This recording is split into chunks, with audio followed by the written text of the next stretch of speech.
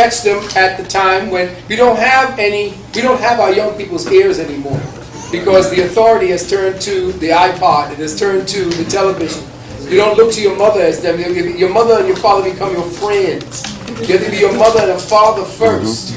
And then after that, they have come to the age of reason, and then they understand why you were the way you were for them, to be strict and to bring them up that way correctly. Then you could be their friends, because now they're not as crazy as this Negro I showed you he was. He's off his rocker. So what you have to do is you have to have discipline, but when you reach out to them, you have to reach them where they are and bring them where you are.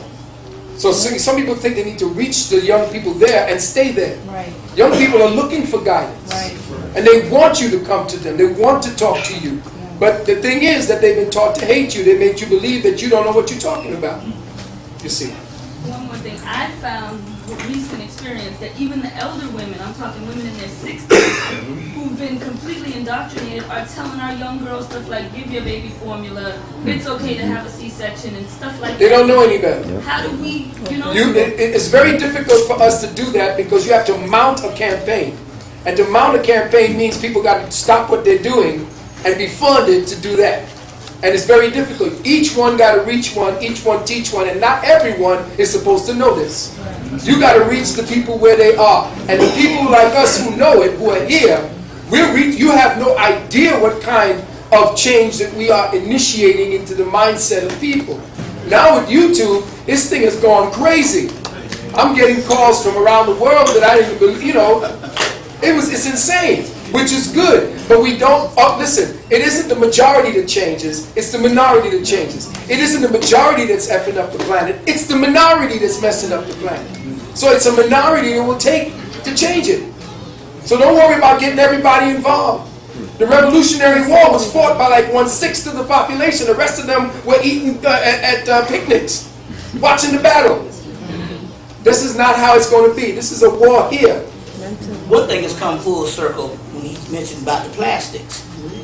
Now, Valentine made that hypothesis back in the 90s, and one thing, if you want to start with your diet, is the tofu, which makes plastic. True that. You see what I'm saying? The tofu, soybeans, they used to make plastic from it. So when Valentine said that the tofu turned men gay, or rose up the estrogen, that's one of, if you want to start with one thing, that would be one of the Get rid main of the formula. things. Yeah. That baby formula that has the phytoestrogen. But the funny thing about it is if you look now, soy is in everything. Yeah. Since 1951 they put it in. It's in everything. I mean, you ketchup, anything, And they are definitely causing, the endocrine disruptors are all in the community now. Especially now in the water system, but you bathe in. Because remember, the women on the pills, they said, when they urinate, that estrogen does not filter out during that what do you call it, process, where they run it through it. The estrogen stays intact. So the estrogen in the urine of women are filtering back into our communities. In the water system. In the water systems. Yes, brother. Yeah, two things.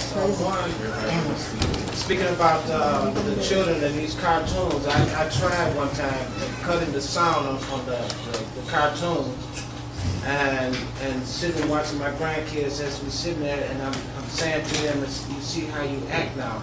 There's no longer the words that explain the story, but now they begin to see all that kookiness what they be doing. And the second thing, can you respond to the about the tomato, the foreign substance that's in the tomato? Because it's only, I know tomato is served every place, all places. They're using fish genes, and they're using other kinds of genes, Arctic fish genes, in order to preserve it for freezing when they conduct it. They're traveling across the country for market, and they got other things in there as well in order for it to grow in different regions. Okay, so the food back in 2000, Bobby and I did the Gathering of the Masters, and I talked about something called nanogenetic mind control, where they don't have to chip you no more. What they're going to do is change your food, because when you eat, you are communicating with nature. the food has specific markers from the cosmos that are filtered in as information on light waves. The trees themselves orient their produce around the light code transmissions. When you eat, you are getting information secondhand that is actually changing your DNA to match the cosmic imperative that the earth is getting ready to go through. That's why we're not prepared, because they've circumvented the communication between the cosmos and Mother Nature. We don't have a connection with nature anymore. So, just one more thing. So, in other words, we eating a certain food? Serpent? Yeah. Low frequency. Low frequency energy, yeah, food, yeah. Because it's keeping us in the threat. Remember, when you eat, your DNA is using the DNA markers of the fruit in order to produce its consciousness. So when it starts creating the, what is the pre-proteins?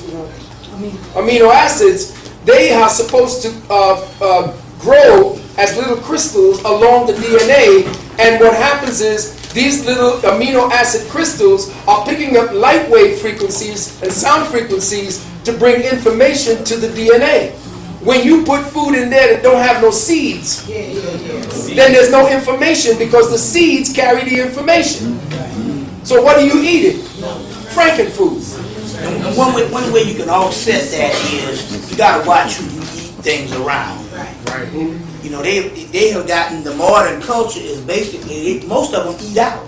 Yeah. You see what I'm saying? And I just realized something. I'm sitting here and I'm you know, I haven't said grace since I've been conscious. I don't know how long that is. When you're conscious, you know, you try to reject all the stuff when you was dead. But I'm sitting there and I'm seeing these people say grace, and I'm saying, oh, how alien this is. And then the Spirit said, well, the real meaning behind grace was not based on thanking the Lord for this garbage. It was to actually neutralize the food. Come on. And fortify the food so that you can take it in. So we got to get back to saying grace. Now, it don't necessarily have to be Jesus or whatever if you ain't into that, but some kind of mantra. You see what I'm saying? Or whatever your Spirit tells you to do. But one of the things here is, if anybody's your enemy, you don't need to eat around. You're going to have to take control of what environment you're in when you are eating. Is this chicken gonna kill us? Is the chicken gonna kill you? Damn chicken alone. Is the chicken, them gospel bird is set up in such a way now where there ain't no chicken. This brother told me something about, what was that he said again about this dude? Check this story out. Brother Whitaker, Dr. Whitaker said that he had a friend that worked at the Kentucky Fried Chicken headquarters. So he said they sent them out to get the chicken from whatever the plant of the, you know, wherever they right after they kill them or whatever, went to get the chicken. He said this guy had to go and put on a rubber suit, rubber gloves, just like you're going to pick up toxic waste. He had to put on a rubber helmet and something. When they brought the chicken out, it had a skull and crossbones on the packet.